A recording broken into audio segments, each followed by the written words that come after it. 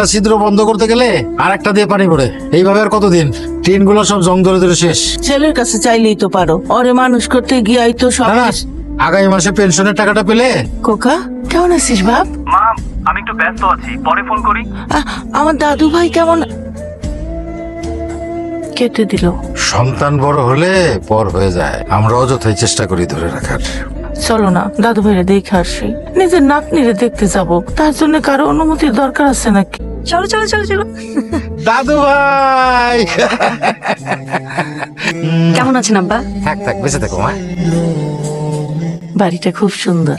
আমার বাড়ি তোমাদের পছন্দ হয়েছে? শোভনের বাড়ি তোমার পছন্দ হয়েছে? চলুন বাবা, ফ্রেশ হয়ে নিন। আসো। চলো চল। দাদু ভাই। বাবা সাবধানে, হ্যাঁ পড়ে যাবে তো। ও,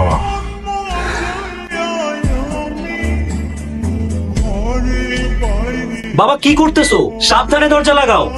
বাবা আমার এই বাড়ির সমস্ত কিছুই অনেক দামি, তাই একটু সাবধানে। বাবা, আমি যেদিন বড় হব সেদিন আমাদের অনেক বড় একটা বাড়ি হবে, এই ছবির মতো। ওরে আমার মানে, আমাদের অনেক বড় বাড়ি হবে। অনেক দিন তো হলো। অনেক দিন হয়েছে।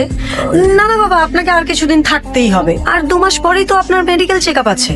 আর সামনে ঈদ, এবার ঈদে গ্রামে সবাই মিলে খুব মজা হবে। কি মজা, দাদু বাড়ি যাবো। বাবা আর একটু খেয়ে নাও, এটা শেষ করো। নাহলে কিন্তু উপরে টিনের আসবে। ছিদ্রগুলো তো বন্ধ করা হলো না। সেটাই তো ভাবছি, ওদেরকে কই যে রাখবো।